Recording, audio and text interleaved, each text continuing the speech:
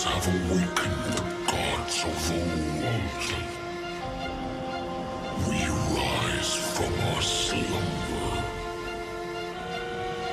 to reveal our true power. Focus fire.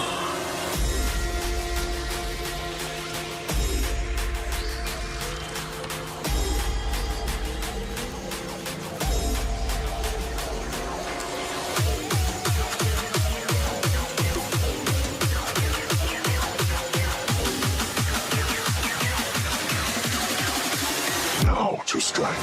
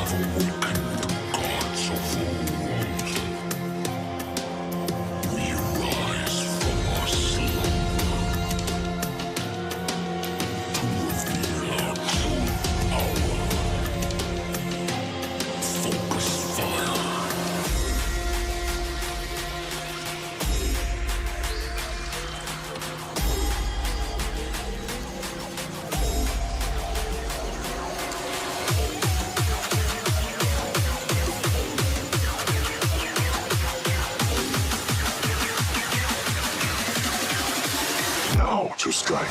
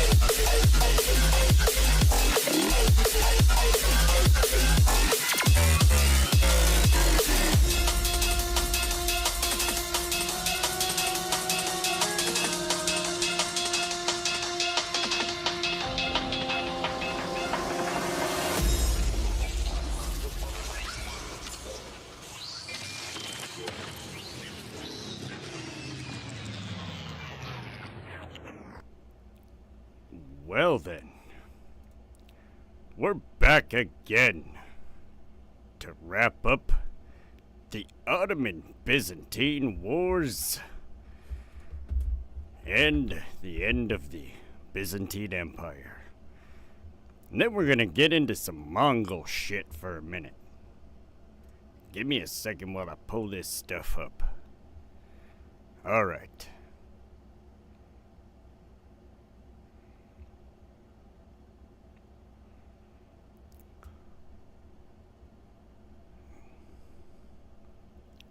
Okay. Let's get into it.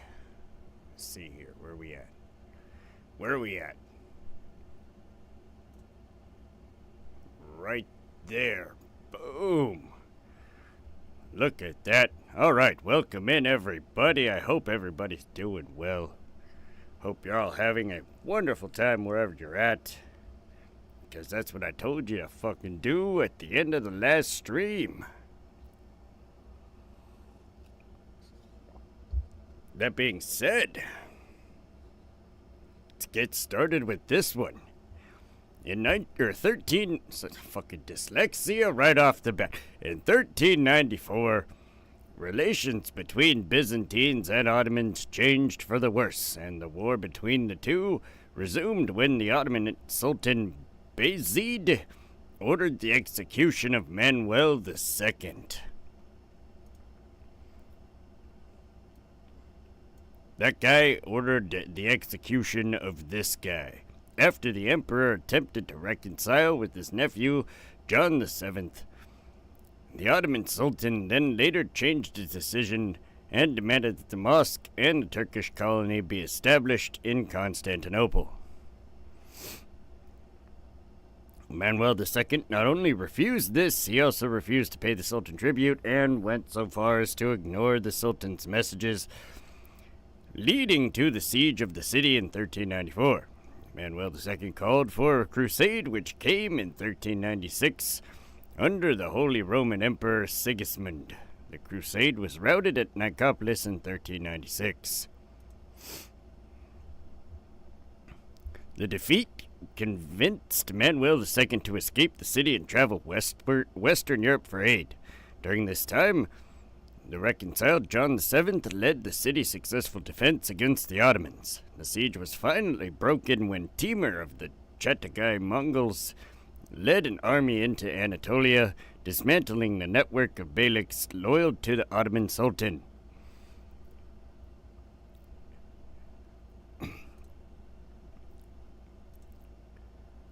At the Battle of Ankara, Timur's forces routed Bayezid I's forces, a shocking defeat for which no one was prepared.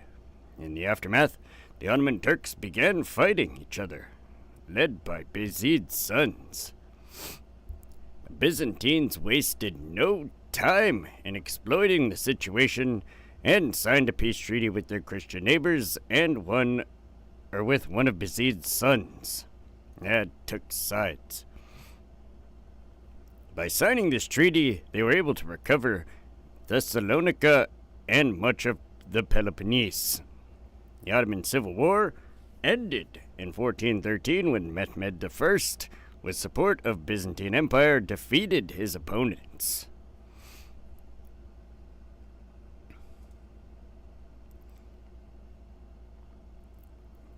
The rare amity established between the two states would not last.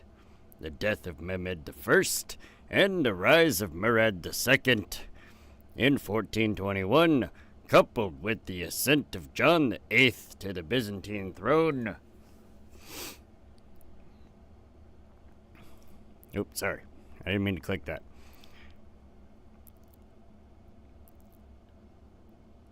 Led to a deteriorated change in relations between the two. Neither leader was content with the status quo. John VIII made the first and foolish move by inciting a rebellion in the Ottoman Empire. A certain Mustafa had been released by the Byzantines and claimed that he was Bayezid's lost son. Despite the odds, a sizable force had mustered in Europe under his banner. Defeating Murad II's subordinates, Murad II, furious reply, eventually smashed this upstart, and in 1422 began the siege of Thessalonica and Constantinople. John VIII then turned to his aging father, Manuel II, for advice. The result was that he incited yet another rebellion in the Ottoman ranks. This time supporting Murad II brother's claim, Kukuk Mustafa. I don't know if that's actually how you pronounce his name, but Kukuk Mustafa. A seemingly promising rebellion had its origins in Asia Minor, with Bursa coming under siege. After a failed assault on Constantinople, Murad II was forced to turn his back on his army and defeat Kukuk. With these defeats, the Byzantines were forced once more into vassalage. 300,000 coins of silver were to be delivered to the Sultan as tribute on an annual basis.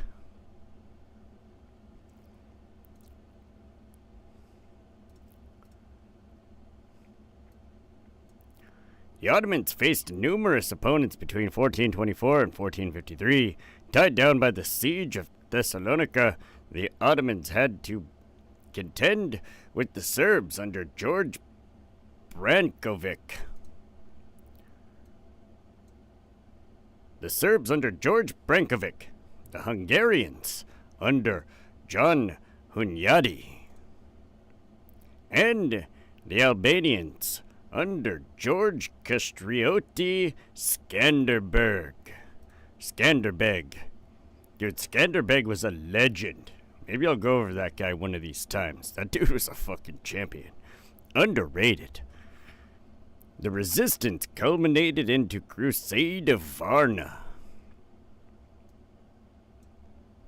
of 1444, which, despite much local support and deception, a peace treaty was unilaterally revoked by the Hungarians.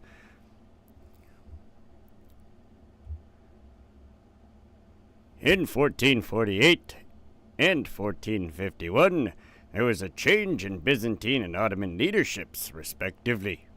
Murad II had died and was succeeded by Mehmed II, the Conqueror, whilst Constantine XI of Palaiologos, whatever the fuck, however the hell you say his name, Palaiologos. I'm gonna go ahead and guess that's exactly how it's pronounced, Palaiologos. Shit, took me long enough.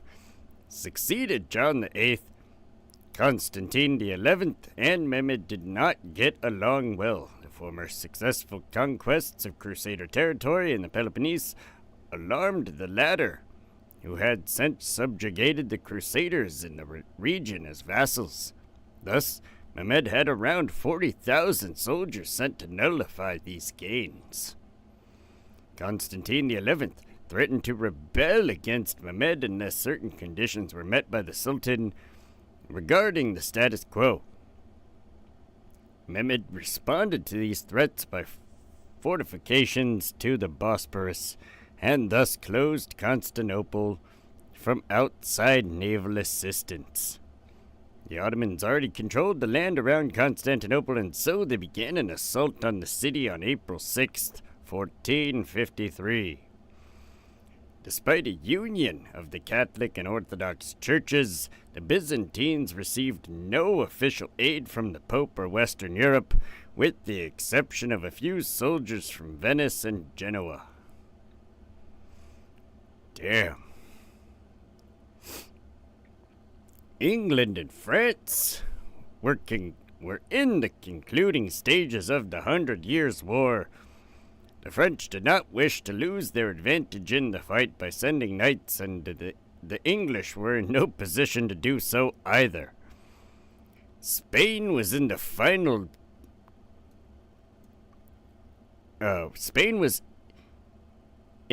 stages of the Reconquista.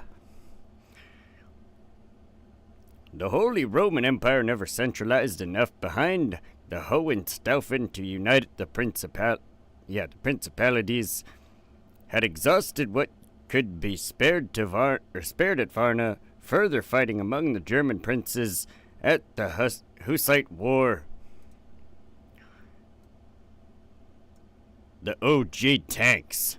Yeah, back in the day. It's like early tanks. Just wood. Let's go. Anyways. Further fighting among the German princes at the Hussite Wars seriously reduced the willingness of most to perform a crusade. Poland and Hungary were key participants at Varna, and the defeat there along with the Polish-Teutonic Wars kept them busy and unwilling for further commitments. Polish-Teutonic Wars.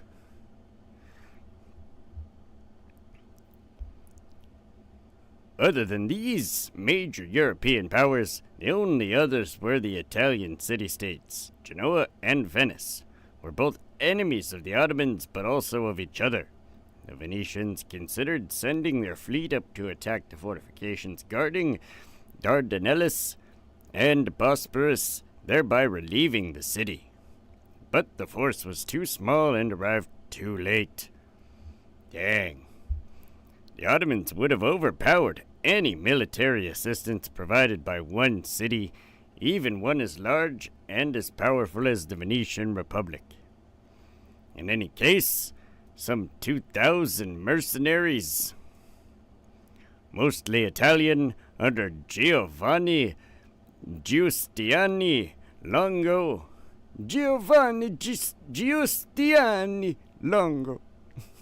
arrived to assist in the defense of the city. The city's entire defense fell to these mercenaries and 5,000 militia soldiers raised from a city whose population had been seriously eroded by heavy taxation, plague, and civil conflict. Though poorly trained, the defenders were well armed with many weapons, except for any cannons to match the Ottomans' own artillery. Except in times of plague, where they used catapults to launch plague, like dead people from the plague, into the enemy and try and get them sick. Early biological warfare. Pretty disgusting stuff. The city's fall was not a result of the Ottoman artillery nor their naval supremacy. Many Italian ships were able to aid and then escape the city. The fall of Constantinople came about due to the combined weight of overwhelming odds stacked against the city. Outnumbered by more than 10 to 1, the defenders were overcome by sheer attrition as well as the skill of the Ottoman janissaries. As the Ottomans continued their seemingly unsuccessful and costly assaults, many in their camp began to doubt the success of the siege. History had shown the city to be invincible to Ottoman siege. In an effort to raise morale, the Sultan then made a speech, reminding his troops of the vast wealth and pillaging of the city to come. Yup, he was like, "We gonna get all the riches, buddy." An all-out assault captured the city on May 29, 1453. As the Ottomans fanned out to sack the city, their naval discipline began to collapse, and many Genoans and Venetians escaped in vessels from the city, including Niccolo Barbaro, a Venetian surgeon present at the siege, who wrote, "All through the day the Turks made a great slaughter of Christians through the city. The blood flowed in the city like rainwater after a sudden storm, and the corpses of the Turks and the Christians were thrown into the Dardanelles, and they floated out to the sea like melons along the canal." Well, Dardanelles. Dardanelles? Dardanelles? Names get me every fucking time. I don't know if I'm pronouncing that correctly. Probably not. Probably not.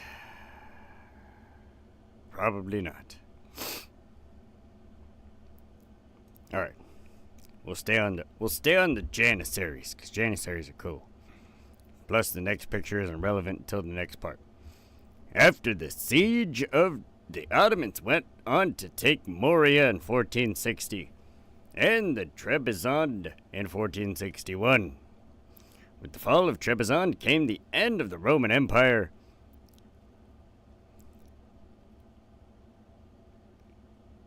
The Paleologoi, nailed it that time, continued to be recognized as the rightful emperors of Constantinople by the crowned heads of Europe until the 16th century, when the Reformation, the Ottoman threat to Europe, and decreased interest in crusading forced European powers to recognize the Ottoman Empire as masters of Anatolia and Levant. Anatolia is basically modern-day Turkey. Just throwing that out there.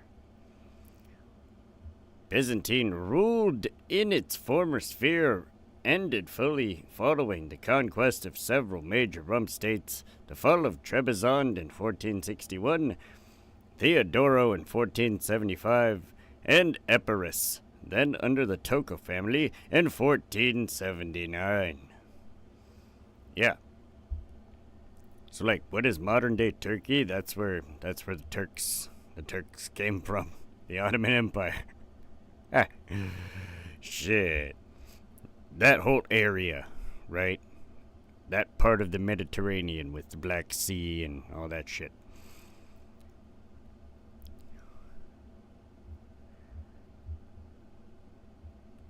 The Latin presence in the Balkans seriously undermined the Byzantines' ability to coordinate their efforts against the Ottoman Turks. This is exemplified by Michael VIII, Palaiologos, whose attempts to drive the Latins out of Greece led to the abandonment of the Anatolian borders, which allowed several beyliks as well as the Turks of Osman I to raid and settle former Byzantine lands. Andronikos II's campaigns in Anatolia, though it obtained some military success, was constantly thwarted by the events in the west of the empire. In any event, the Byzantines were forced to choose between papal and Latin threat of attack or an unpopular union, which was exploited by numerous rival claimants as cause for a coup against the Byzantine emperor. Nonetheless, toward the mid-late 14th century, the Byzantines began to receive nominal aid from the West. This was little more than sympathy toward a fellow Christian power fighting a Muslim power, and despite 2 crusades, the Byzantines received as much help from Rome as we did from the Sultan. I don't know whose quote that was. The Mamluk Sultanate in the 13th century had been one of the most determined powers to remove Christian influence in the Middle East by raiding by Cyprus did not change this in the 14th and 15th centuries. Following the Fourth Crusade, the Byzantines were left in an unstable position. The capture of Constantinople in 1261 and subsequent campaigning did not come at a good time. The weakening of the Sultanate of Rum resulted in many beyliks breaking away as autonomous states such as the upstart beylik found by Osman I. This weakening of unified Turkish power gave the Empire of Nicaea a temporary upper hand.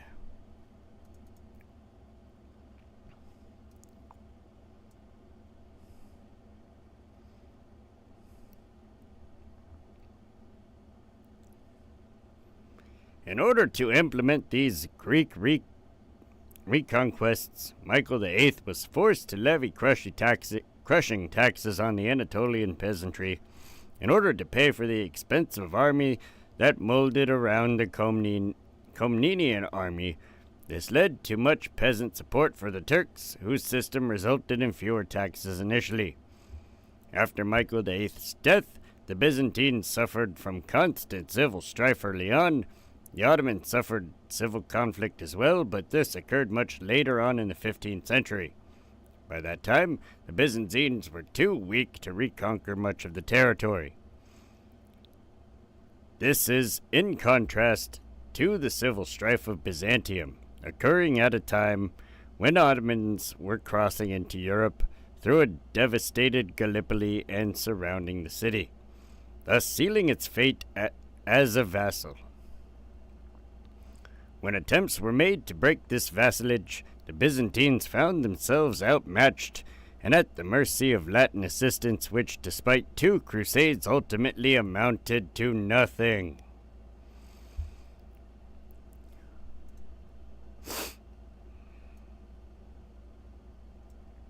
Ottoman rule was auspicious to the Anatolian commoner due to the aforementioned Byzantine taxes. Thus, they were able to levy vast numbers of willing troops. Initially, their raiding gave them great support from other Turks near Osman's small domain. In time, however, as the Turks began to settle in land formerly held by the overextended Byzantines, they were able to exploit the hardships of the peasant class by recruiting their aid. Those that did not assist the Ottomans were raided themselves. Eventually, The cities in Asia Minor, isolated from much more administrated cities of the western half of the Byzantine Empire, surrendered because they had to. They were coerced into it.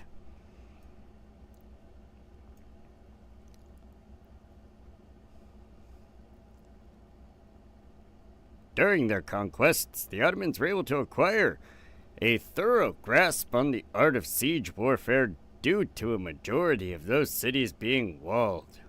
It was the Ottoman laissez-faire method, laissez-faire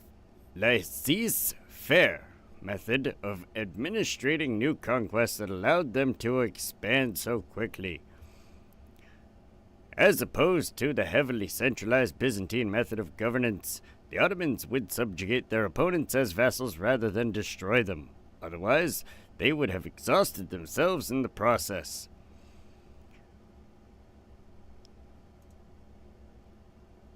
The exacting of the tribute from conquered states in the form of children and money was effective,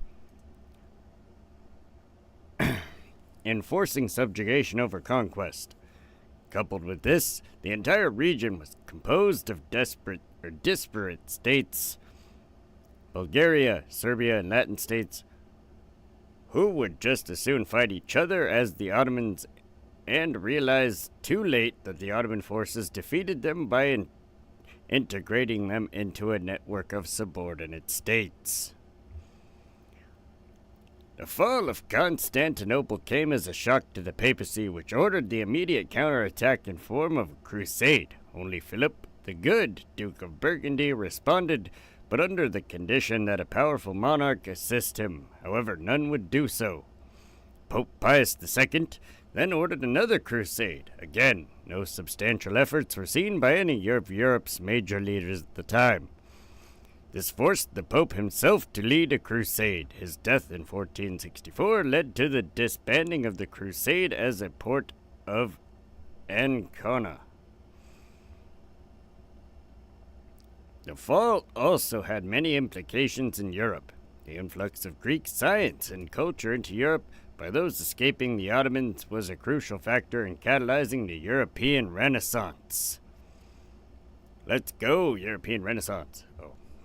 The failed attempts at defeating the Ottomans at Nicopolis and Varna, the loss of the Holy Land, and lack of a genuine counterattack led many, including Martin Luther, into believing that the Turks were God's punishment against the sin of Christians.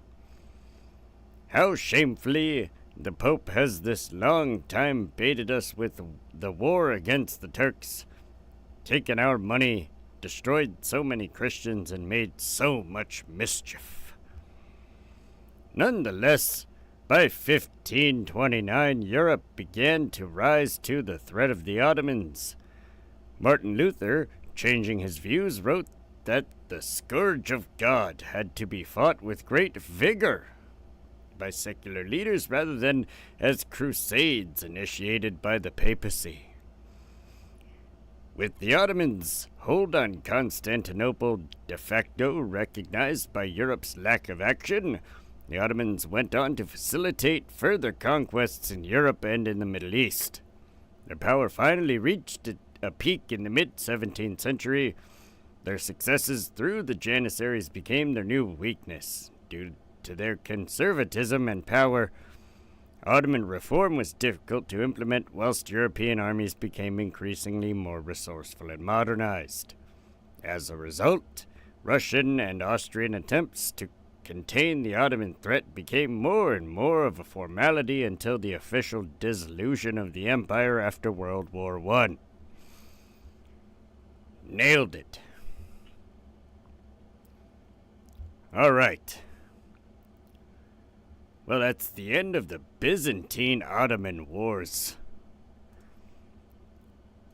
Some good stuff, some crazy stuff. Was definitely a religious conquest.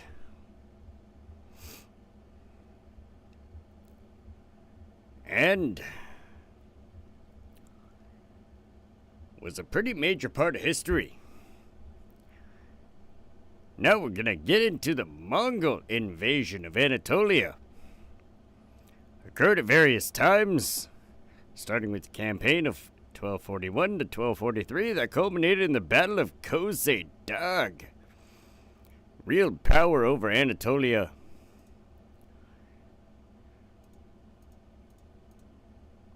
Huh. Weird. At any rate, real power over Anatolia was exercised by the Mongols after the Seljuks surrendered in 1243 until the fall of the Ilkhanate in 1335. Because the Seljuk Sultan rebelled several times, in 1255 the Mongols swept through central and eastern Anatolia. An Ilkhanate garrison was stationed near Ankara. Remains of the Mongol cultural heritage can still be seen in Turkey, including tombs of Mongol governor and son Hulagu.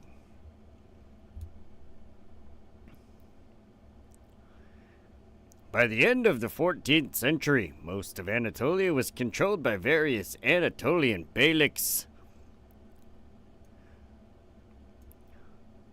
Due to the collapse of the Seljuk dynasty in Rum, the Turkmen beyliks were under the control of the Mongols through declining Seljuk sultans. The beyliks did not mint coins in the names of their own leaders while they remained under the suzerainty of the Ilkhanids. The Ottoman ruler Osman I was the first Turkish ruler who minted the coins in his own name in 1320s. Since the minting of coins was a prerogative accorded in Islamic practice only to be a sovereign, it can be considered that Ottomans became independent of the Mongol Khans.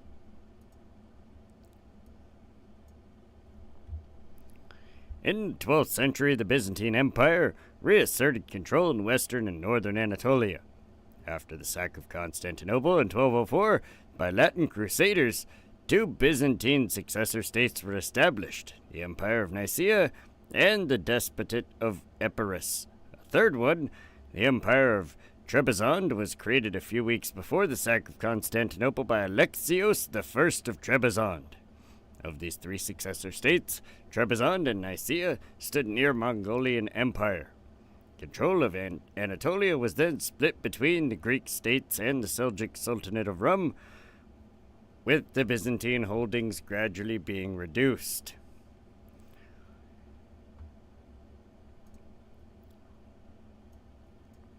The Mongol Empire conquered Persia in 1230. Khorram Khan became military governor. There were no hostilities with the Seljuk Turks. Kayqubad I and his immediate successor, Kaykusra,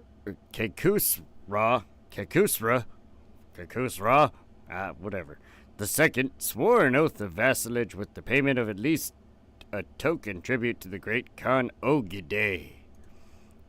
This guy, the great Khan Ogedei. Ogedei died in 1241, and Kaykusra took the opportunity to repudiate his vassalage, believing he was strong enough to resist the Mongols. Khorram Khan's successor, Baiju, summoned him to renew his submission, go to Mongolia in person, give hostages, and accept a Mongol Duragachi.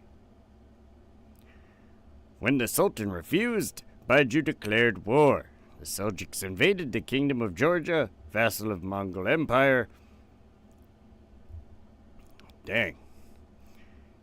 Baiju's army attacked Erzurum in relation to Kaykusra's disobedience in 1241. I'm going to get that name eventually. Before attacking, Baiju demanded submission. The inhabitants of the city insulted the Mongol envoy sent by him. Since the city decided to resist and defied Mongol diplomacy, the Mongols besieged it in 2 months. The Mongols took Karen and punished its residents. Aware of the Seljuk power in Anatolia, Baiju returned to the Mugan Plain without advancing further.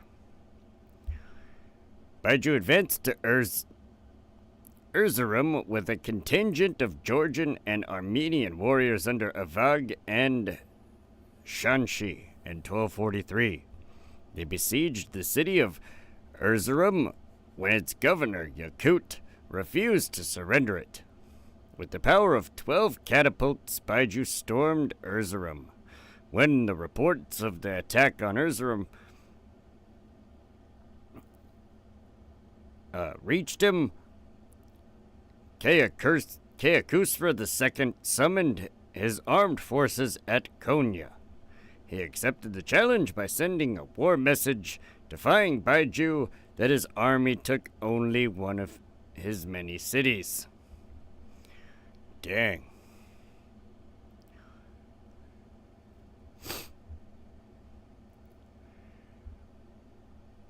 The Seljuk Sultan made an alliance with nations surrounding him. The king of Armenian kingdom of Cilicia promised him to send a contingent. However, it is not certain they really engaged in his struggle with the Mongols. Kekusra received the military support from the Emperor of Trebizond and the Ayyubid Sultan at Aleppo, and the Frankish mercenaries participated in the campaign. Because little reliable information, it is difficult to measure the opposing troops, but Seljuk force was larger than the Mongols. Kekusra advanced from Konya some 320 kilometers, or 200 miles, up to Kosedaj. The Mongolian army entered the area in June 1243 and awaited the march of the Seljuks and their allies. The early stage of the battle was indecisive. The Sultan's forces suffered greater casualties, and he decided to withdraw at night. Pursuing him, Baiju received the submission of Arzajan, Devrigi, and Sivas en route.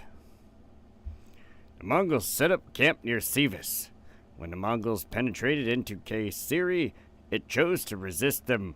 After a short resistance, it fell to the invaders. Hearing the disaster at Kozadaj, Hethum I of Armenian Kingdom of Sicilia quickly made his peace with the Mongols in 1243 and sent his brother Sembet to the Mongol court of Karakorum in 1247 to negotiate an alliance with the Mongolian Emperor Guyuk. This fucking guy. Mongolian Emperor Guyuk.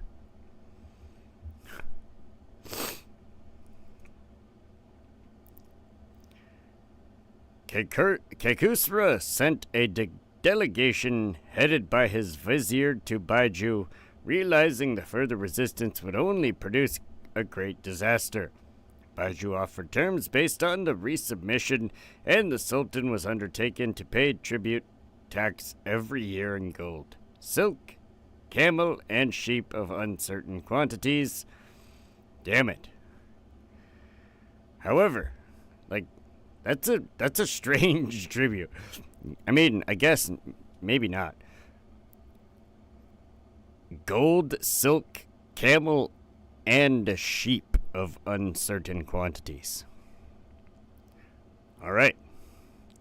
However, the Turkish realm that had been taken by military force remained occupied by the Mongols. Almost half of the Sultanate of Rum became an occupied country. The Empire of Trebizond became subject to the Mongolian Khagan fearing of the potential punitive expedition because they involved in the Battle of Kosedaj. In the Empire of Nicaea, John III Ducas Vatatzes John III Ducas Vatatzes prepared for the coming Mongol threat. However, Vatatzes had sent envoys to Kagans Guyuk and Monkey, but was playing for time. The Mongol Empire did not cause any harm to his plan to recapture Constantinople from the hands of the Latins, who also sent their envoy to the Mongols. Vatatz's successors,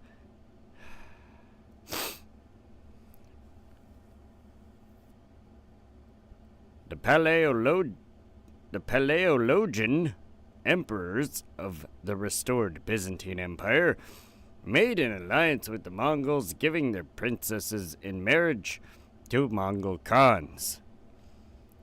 Gross. That's pretty busted. Man. Dang.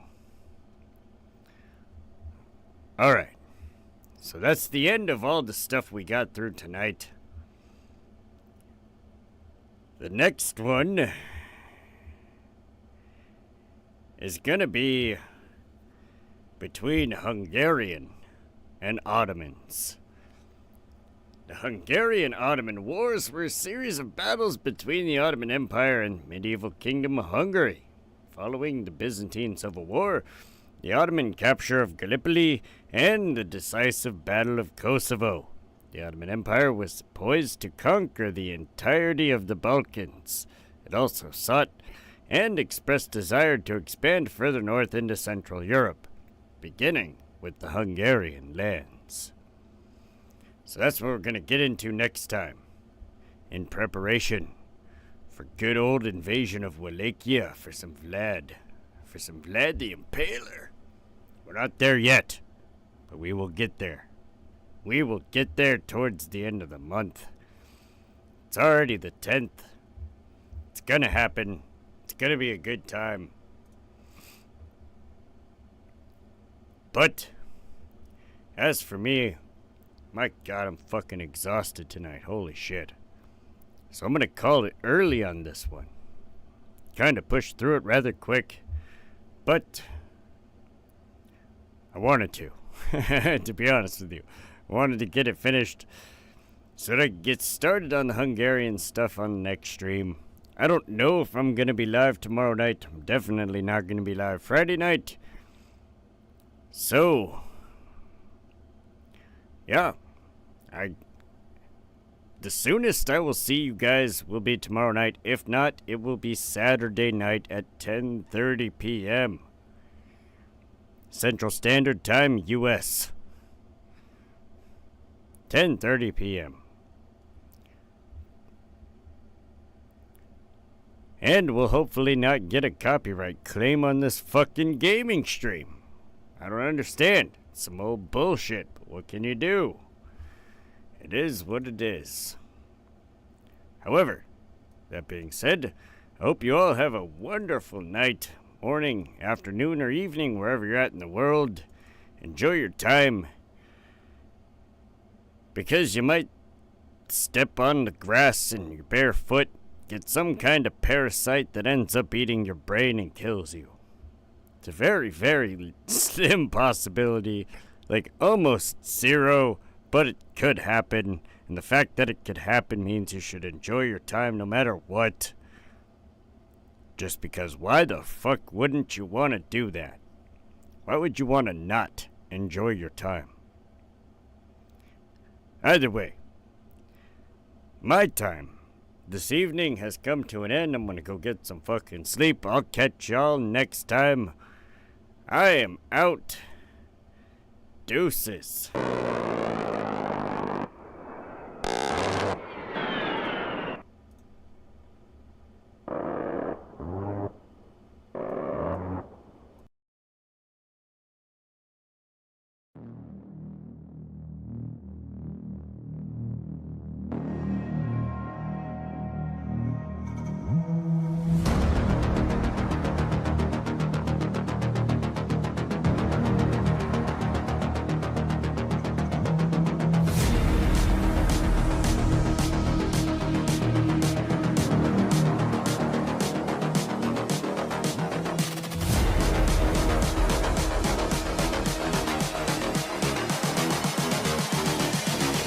Just wish he knew.